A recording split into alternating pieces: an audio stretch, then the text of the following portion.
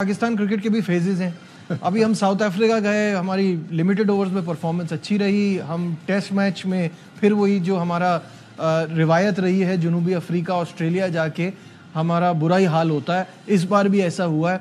हमें मौका मिला था सेंचुरियन में जीतने का, वो हमने वहाँ कैपिटलाइज नहीं किया, जिसकी वजह से 2-0 से शिकस्त का सामना करना पड़ा। ओवरऑल सीरीज को कैसा देखते हैं? देखिए, टेस्ट सीरीज तो आपकी पुअर परफॉर्मेंस कहूँगा इन द सेंस कि अल्टीमेट टीम का मतलब होता है कि जीते, और जहाँ अपॉर्चुनिटी मिलके आपने जाया कर दी तो वो तो फिर वर्स्ट चीज़ हो जाती है। बिल्कुल सही बात। और ये हमारा आज का नहीं है मसला, ये हम बहुत सारे ओकेजन पे, हम पिछले साल शायद या उससे 2 साल पहले ऑस्ट्रेलिया में भी 1-2 टेस्ट जीत सकते थे, और यहाँ होम सीरीज में भी जीत सकते थे।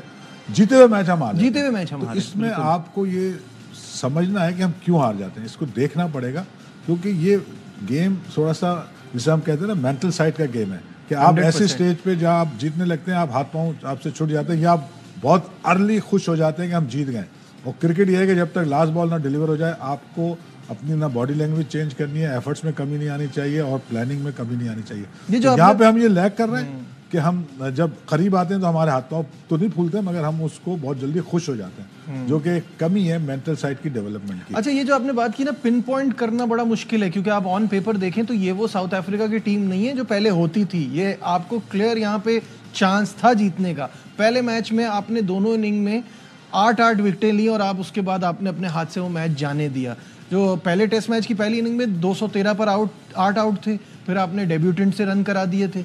दूसरे में आपने रबाडा ने आपको चौके मार मार के मैच जिता दिया, तो वहाँ ये गलती हुई। दूसरे टेस्ट मैच में आपसे आउट ही नहीं हो रहा, आपकी बॉलिंग बड़ी वन डायमेंशनल लग रही थी, आपकी बैटिंग ने डिसअपॉइंट किया।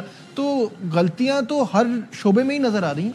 जी, ऐसा है कि देखें, आपको एक तो जब भी बॉलिंग कंडीशन होगी, जिसमें आप स्विंगिंग बॉलिंग कह रहे हैं या टर्निंग कह लें, दोनों बॉलिंग पिच जहाँ होगी, सूट कर रही होगी बॉलर्स को, वह हमारी बैटिंग एक्सपोज होती है। उसकी वजह क्या है कि जहाँ भी बॉलिंग पिच होगी वहाँ टेक्निक साउंड होना अच्छा होता है। मुश्किल सबको होगी, टेक्निक साउंड वाले को भी, और जो नहीं होगा उसको भी मुश्किल, मगर जिसकी टेक्निक साउंड होगी वो मैनेज बेहतर कर लेता है। तो हमारा बहुत सारा प्रॉब्लम जहाँ भी बॉलिंग पिच आएगी वहाँ टेक्निक का मसला आके एक्सपोज हो जाती है। लेकिन केप टाउन में तो ऐसा नहीं था, इस पिच में तो कुछ भी नहीं ऐसी चीज थी कि आप 194 पे ऑल आउट हो जाए। आप वहाँ देखें ना, केप टाउन में भी जहाँ आपको जो कुछ करना था वो आपने नहीं करा ना। आपको हमेशा जब बॉलिंग पिच नहीं होगी तो आपने मुश्किल हो जाएगी आपको बॉलिंग करना, आउट करना मुश्किल। तो आपने देखा है 600 रन करा दिए, उन्होंने भी समझ लिया था कि इनको थोड़ा फ्लैट विकेट पे ले आओ और वहां पे उनके चांसेस ज्यादा हो जाएंगे जीतने के।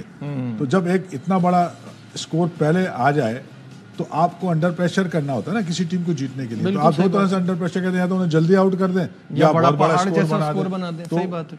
फिर के और भी हमारे साथ फ्लॉज हैं फिटनेस के। दूसरा जो मैंने फील किया एक और बात, कि जब आप इस लेवल पे गेम खेल रहा हो जहाँ आपके मतलब पिचेस भी सपोर्ट नहीं कर रही हो या उतना हो, तो आपकी जो फील्डिंग है वो आपको सपोर्ट करती है, यानी हाफ चांस को फुल में बनाना होता है, जो हम नहीं बनाना चाहते। अगर यहाँ कैच गिरा हम कहते हैं ओह आगे गिर गया, आगे नहीं, अगर आपने वो फिटनेस लेवल अच्छा होता तो आप ये कैच कर सकते थे, पहुंच सकते। इसी तरह कोई भागने वाला कैच। तो हम अपॉर्चुनिटीज ग्रैब नहीं कर पाते, हाफ अपॉर्चुनिटीज, जो कि आज की दुनिया में, आज की मॉडर्न टेस्ट क्रिकेट में आपको करनी है। आपने ऑस्ट्रेलिया का चौथा टेस्ट देखा, उन्होंने ऐसे ऐसे कैच पकड़े कि वो इंडिया को हरा गए, जबकि ऐसा लग रहा था नहीं हो पाएगा।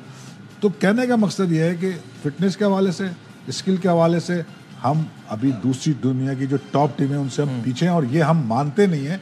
जब तक हम मानेंगे नहीं, जब तक हम सही नहीं होंगे, जब सही होंगे तो हम फिर बेहतर परफॉर्म कर सकते हैं। मानने के लिए आपके स्टैट्स बता देते हैं ना, मानने के लिए आपके रिजल्ट्स बता देते हैं। जब वो रिजल्ट सामने आ रहे हैं तो आपको पता है कि मैंने ये फील किया है टीवी प्रोग्रामों में, लोगों से सुना, यार हमें हारने की पहले वजह तो बताओ। पहली वजह यह है कि हमारा उनका कंपैरिजन में हम उनसे नीचे हैं, ये पहले आप मान लें। फिर आप किसी फेज में किसी वजह से अच्छा कर ले तो आप ये नहीं समझेंगे आपकी क्रिकेट सही हो गई। क्रिकेट सही होनी है लॉन्ग टर्म पे। तो ये वाली चीजें मान के आगे बढ़ेंगे तो आप चीजें और बेहतर कर सकते हैं। हम समझते हैं यहाँ इंग्लैंड को 2 टेस्ट हरा दिए, ठीक है, वो उस फेज में अच्छा डिसीजन हुआ, जो भी हुआ, मगर आप कंटिन्यूली कंसिस्टेंसी चाहिए ना। सही बात है। कंसिस्टेंसी के लिए आपके पास प्लान होना चाहिए, और फिलहाल आपको हॉर्सेस फॉर द कोर्सेज पे चलना होगा, ठीक है। अगर अपना अब्बास ने 6 आउट किए तो क्या वो दूसरे मैच के लिए डिजर्व करता था? एक एग्जाम्पल दे रहा हूँ, ये नहीं कह रहा कि गलत है, डिजर्व करता ये था। आपको जज करना है, स्पिनर्स खिलाना था या नहीं खिलाना था, ये जो डिसीजन मेकिंग है इसमें हम लैग कर रहे हैं।